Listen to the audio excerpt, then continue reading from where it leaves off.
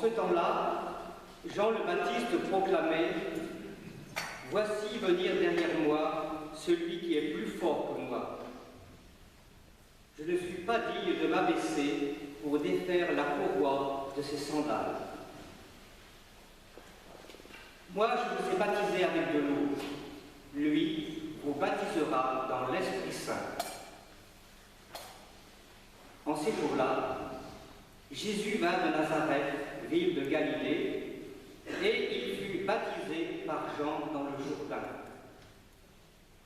Et aussitôt, en remontant de l'eau, il vit les cieux se déchirer et l'Esprit descendre sur lui comme une colombe. Il eut une voix venant des cieux. « Tu es mon Fils bien-aimé, en toi je trouve ma joie. »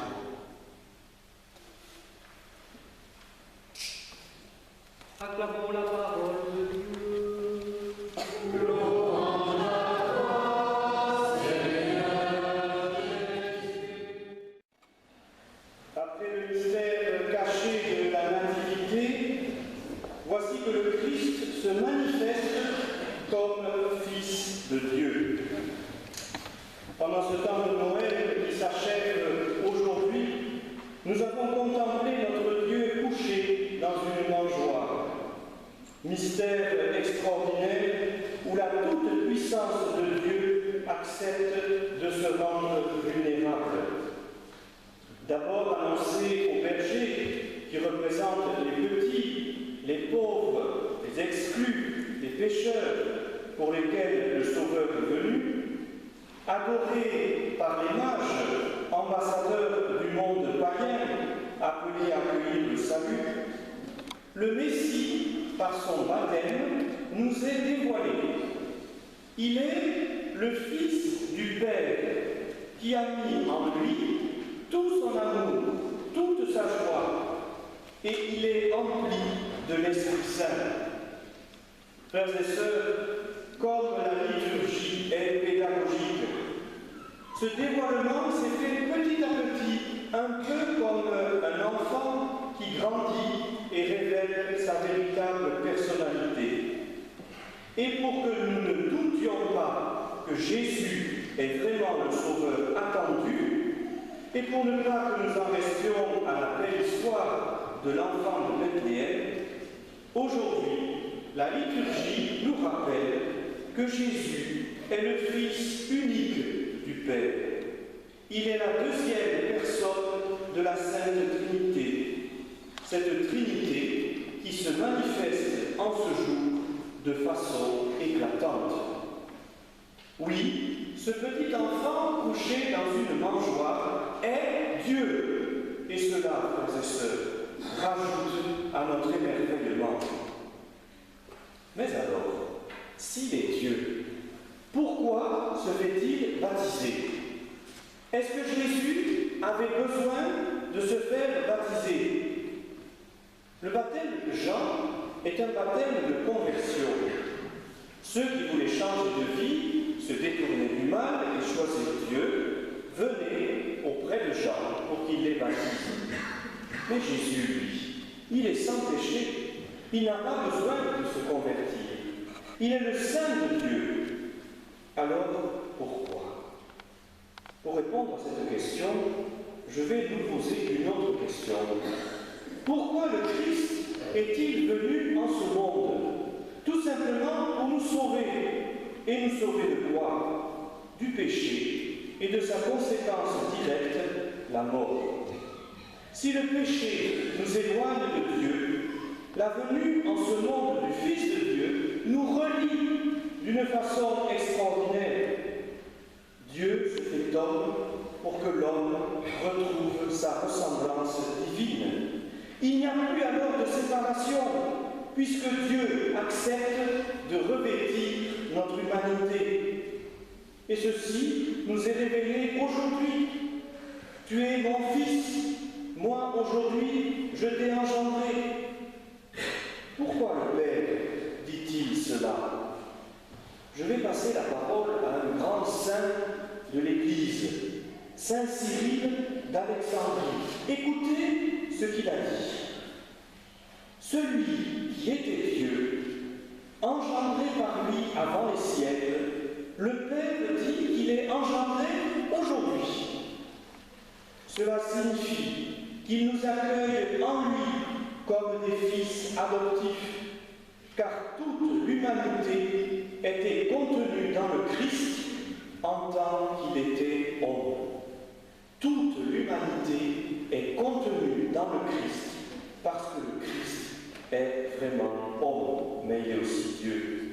Et c'est donc à nous que le Père dit « Tu es mon enfant bien-aimé, en toi je mets tout mon amour, toute ma joie. » À travers l'humanité de Jésus, le Père nous dit à chacun de nous « Tu es mon enfant bien-aimé, en toi j'ai mis toute ma joie. » Aujourd'hui, tu es né à une vie nouvelle, car mon fils que voilà a revêtu ta faiblesse pour que par lui tu sois sauvé, continue Saint Cyril.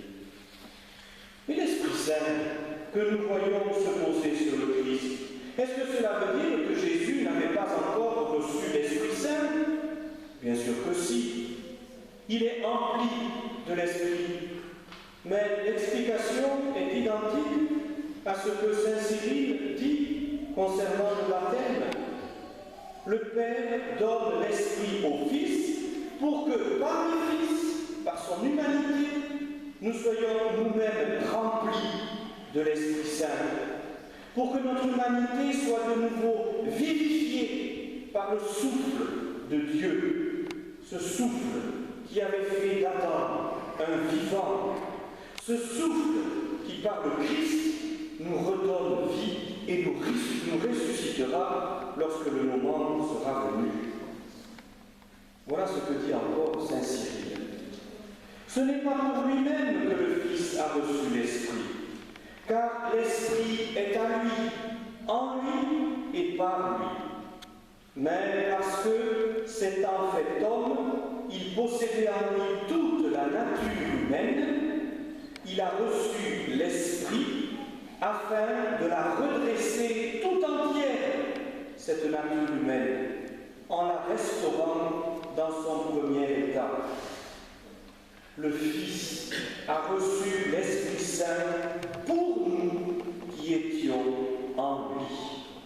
C'est merveilleux, frères et sœurs, tout ceci. Voilà tout ce que nous révèle cette belle fête du baptême de Jésus. Elle est annonce du salut à venir. Un processus a commencé avec l'annonciation faite à Marie. Dieu se fait chair, le ciel s'ouvre de nouveau.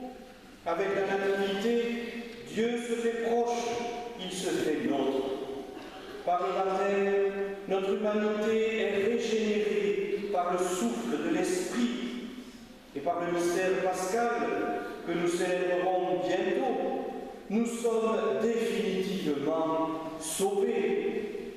Alors, frères et sœurs, soyons dans la joie, en contemplant un si grand mystère qui nous révèle l'amour infini de notre Dieu pour nous, et ne cessons pas de rendre grâce au Seigneur. Malgré les souffrances et les épreuves qui marquent notre humanité et notre pays, vivons dans l'espérance, car la victoire du Christ est proche, elle est déjà là. Gardons la foi, comme le dit Saint Jean, elle est une victoire remportée sur le monde, c'est-à-dire sur le mal, et surtout, vivons la charité. La charité est présence de Dieu au monde. Elle est la lumière dans notre nuit. Amen.